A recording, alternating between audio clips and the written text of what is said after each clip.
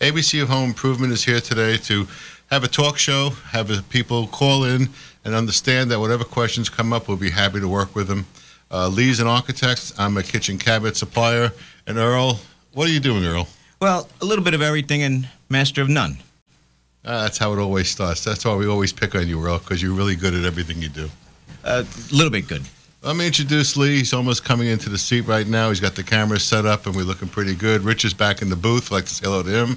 And I'd like to start the show off. Lee, say hello to everybody. Good morning, folks. Pleasure to be here. After 5 or 6 years off the air, we're back with an encyclopedia of all the information you need for your home improvement projects. We'd like to throw a shout-out. 651-1110. Give us a call. We're taking calls today, our first day on the air.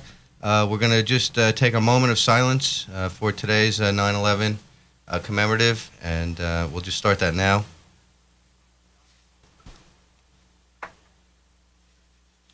Okay, folks. We all have our thoughts and prayers with the folks down at that 9/11 site. Amen. Okay, so today, Mike, what would we like to start with about the home improvement process? I think a question comes up every time in our own businesses has to do with what do we do, how do we select, how do we get started whenever there's a project involved. People always have a basic question. They go, Lee, Mike, Earl, I have a project coming up. It could be a deck, it could be replacing windows, it could be a new kitchen. How do you get started in this type of thing? Lee, as an architect, how do you hear it all the time? Well, we sometimes people will call up the architect a little before they really should. They should really collect their information, get the project parameters down in their own minds first, and then bring in the professional to sort of guide them through the process. So I would say the first things that you would want to try and do is to, figure out, first of all, a realistic budget for your project. That's really importantly. A budget determines what they're going to do, who they're going to work with, and get some basic ideas where to start with at the same time, how far they can go.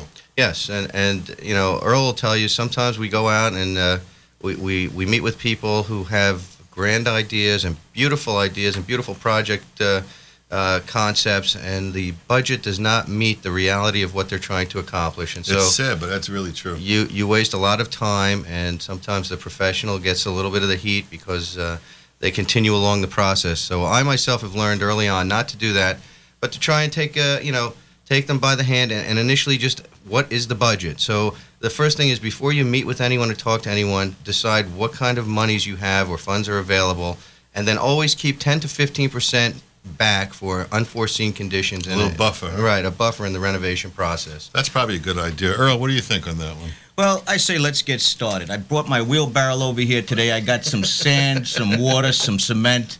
What are you building? Well, over here I got my hoe. I figured let's get our hands dirty. Let's go. All right, let's get moving. I like that. That sounds a start. Yeah. So we're going to get started with our process. So we have our budget together, and now we look for pictures and design concepts and things, or other projects in your neighborhood or that your friends might have done, or a relative that you felt is similar to what you want to do, and we have to make a conglomeration of pictures. So I tell people to get a loose leaf book and go through magazines and go and photograph some houses and go photograph the things that you really like and create your wish list, right, Mike? I do the same thing. I don't use a loose leaf, though. I don't trust those. I use a composition book. I always tell them, go from the left to right, write down all your questions, and whatever you're really going to buy and settle down with, put that on the other side of the book and work your way backwards. So if you've got a particular paint or a particular type of wood or a particular whatever it might be, that's how you carry it with you. I always tell people 2 things you need: a little composition book and take a canvas bag so you can carry some samples with you at the same time. A big canvas bag by the time you get done. The back of the car usually is almost enough for half the stuff you carry.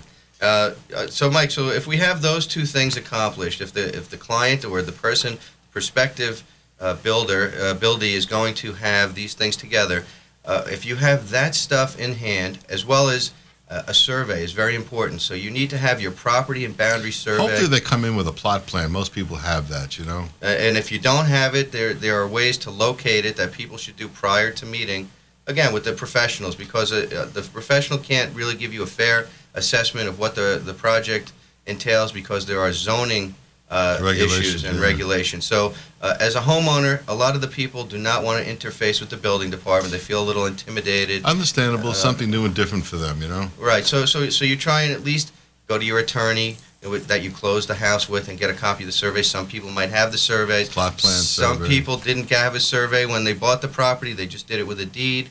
So you're going to need that prior to the start of any project, a home improvement project, that is going outside of the building. If you're working within, like you're doing a basement or a kitchen or a bathroom renovation, and you're not building anything out of your house or on top of your house. Not an add-on you're talking about. Correct. Anything that's being done under roof of an existing residence, you most likely will not need the survey. Basically replacing at that point. Correct. Yeah. Replacing and renovating. So let's basically pick out a project. Let's create a project of some sort. Well, we can start with, let's say you're going to just be doing a little kitchen addition at the back of your house. You have a split level or a high ranch house. So let's say you're coming out 8 feet. So you create you're going to have to start the process again by going through your design magazines and picking out some pictures and getting an idea and concept and boiling it down so you're not wasting anybody's time per se on a selection process. You should have 4 or 5 different colors and different textures and things that you pretty much know you want to see, and then you can go through those schemes. So the process would probably start, Mike, by going If and someone getting gets that. together, as long as it's kitchens, that's my specialty, and they're coming in, they've got a basic idea what they'd like to do. At that point, they've got a plot plan, they've already talked to their attorney, they've gotten copies from that or the town if need be, and they sit down with me and they're ready to start talking. If they're going to do an addition, I'd probably call Lee up and start saying, listen, I've got a gal here looking to do like a 6-8 foot extension out of the building. What do you think? Lee might talk about the property. Is there any elevation problems, any water problems, any of that basic stuff? At that point, we can basically start to think about, designing the outside of the house. With that in mind, they can then change their configuration. So you have a couple of processes going on. You've got the addition itself, if that's going to be it. You've got the cabinet look, basically. You've got appliances that have to come in sooner or later. You've got flooring. You've got a basic few things happening at that point. Yeah. Well, we can ask Earl. I mean, Earl is specializes sometimes in doing the demolition and removal at the start of these projects. And really, before the whole process can start, is a checklist of items that need to be done in preparation, like sealing off gas valves and gas pipes, sealing up plumbing, hot and cold water. Call before you dig. Call before you dig if you're going outside, right? Well, you know See? that, huh? All of these things need to be taken care of prior to the start of any construction work, which again, and then, you need to make plans, especially on a kitchen job. Where are you going to eat for 3 weeks? How's dinner working? Where are the kids going to go to do their homework and so forth? Is water still running? Right. There needs to be an anticipation of what's actually going to happen. And a lot of times you find, again, the homeowner is not truly prepared for all of these things that are going to happen in the 2 to 3 months while they're renovating their kitchen. So at this point, you're discussing everything with them. You're starting to educate them a little bit. They're starting to gather some information at the same time. They're looking at their pictures. They might be down to an appliance store looking at their selections, what's available. They're going to create a budget for appliances. They're going to look at cabinetry. We're going to create basically a budget for that, too, once we know the layout we're going to do. And then we're going to bring in a construction management type of a person. Earl, I think at that point, where would you want to start with that one? Well, you can start anywhere. I've already got my lumber list together. I'm going to head over to the lumber yard shortly. Since we will not mention their names, since their check and their sponsorship contract did not arrive today as promised. That's correct. Okay, but next week, hopefully, we hope to have them on the air. And I'm going to head over there and get my supplies and, going to hammer some boards all day. We're going to get it all set up. That's right. That's right. And again, there are 2 different ways to approach your project now that you're bringing up the design and build process, is that you could retain an architect or an engineer and do your project through them, and then hire a general contractor. And that's a 2-step process.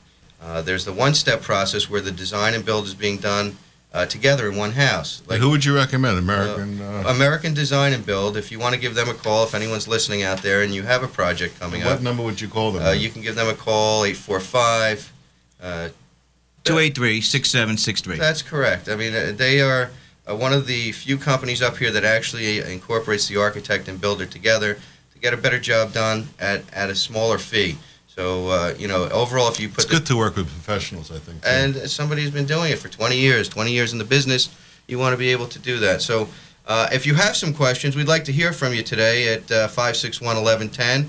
Give us a call. We're going to go out on break here shortly, and we're hoping to hear from you as soon as we get back.